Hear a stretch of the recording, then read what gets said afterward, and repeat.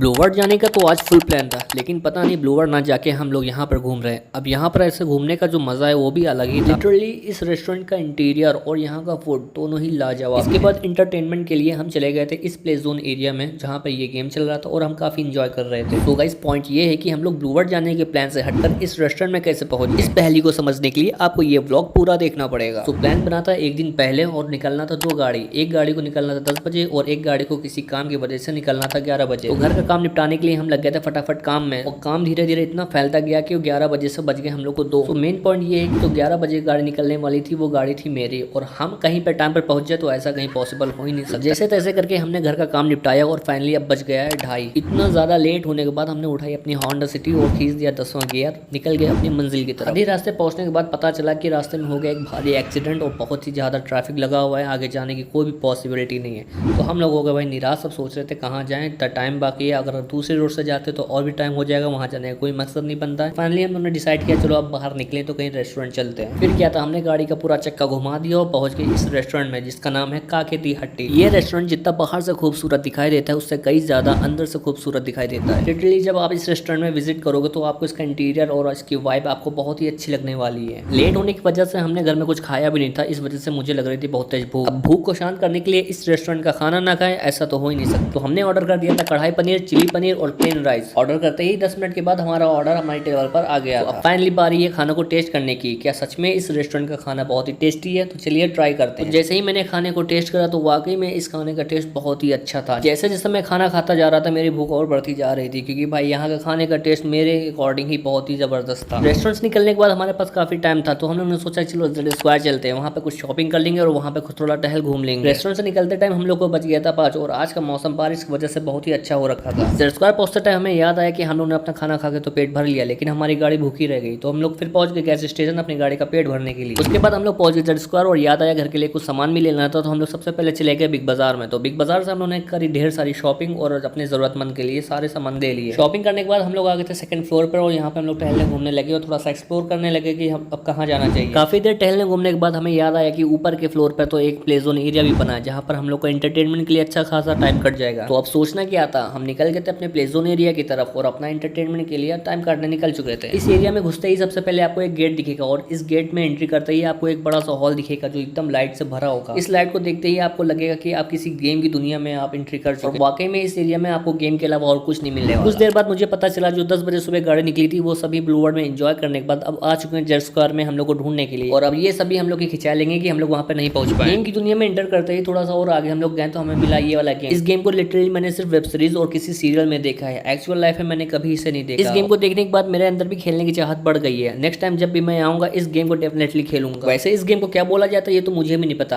अगर आप लोग को इस गेम का नाम पता है तो प्लीज कमेंट सेक्शन में जरूर बताइएगा। गेम जोन से निकलने के बाद हम आ गए थे खाने पीने वाले एरिया में और हम लोग सोच रहे थे कि क्या ऑर्डर किया जाए। तो ऑर्डर करने के लिए हमने सोचा कि चलो आज आइसक्रीम खाई जाती है और इस आइसक्रीम को खाना इतना भारी पड़ जाएगा ये हमें पता नहीं था। आइसक्रीम खाने के बाद जब बिल देने की बारी आई तो बिल इतना लंबा बन गया था, 715 रुपए। इतने में तो हम लोग घर भर में खाना खा लेते हैं। आइसक्रीम खाने के बाद हम लोग वहां से निकल के तो थोड़ा सा आगे चल ही रहे थे कि हमें मिल गया ये खूबसूरत सा फिश टैंक। इस लड़की की जिंदगी में हमेशा लड़कियों ने इसे इशारों पर नचाया, लेकिन यहाँ पर ये अपने इशारों से इस बेचारी मछली को इशारों पर नचाना चाह रहा है। पर मजे की बात यह है कि इस मछली ने इसके इशारों पर भी अपनी जगह से हिलना बेहतर नहीं समझा। जेड स्क्वायर से निकलते हुए हम लोग को हो गया था काफी लेट। काफी दौड़ भाग की वजह से हमें लग रही थी दोबारा भूख, तो हम लोग चले गए थे एक ढाबे पर। यहाँ जिस ढाबे पर हम लोग रुके हैं इस ढाबे का नाम है A1 ढाबा। A1 ढाबा के सामने हम लोग ने गाड़ी खड़ी कर दी अपनी पार्किंग में। ये रही मेरी गाड़ी और ये रही बगल में भाई की गाड़ी। सुबह साथ में नहीं मिल सके तो शाम में तो साथ में खड़ी हो ही सकती। इस ढाबे पर मैं फर्स्ट टाइम आया था। अगर आपको फ्री की एडवाइस दूं तो यहाँ का चिली पनीर कभी भी ऑर्डर मत करिएगा, बिल्कुल टेस्टलेस था, बिल्कुल नहीं अच्छा था। तो ये था हमारा आज का ब्लॉग जो कि प्लान से अनएक्सपेक्टेड प्लान में कन्वर्ट हो गया है। अगर आप लोग को ब्लॉग अच्छा लगा तो इसे लाइक कमेंट और शेयर जरूर करिएगा और इस ब्लॉग का सबसे बेस्ट पार्ट आपको कौन सा अच्छा लगा इसे जरूर मेंशन करिएगा।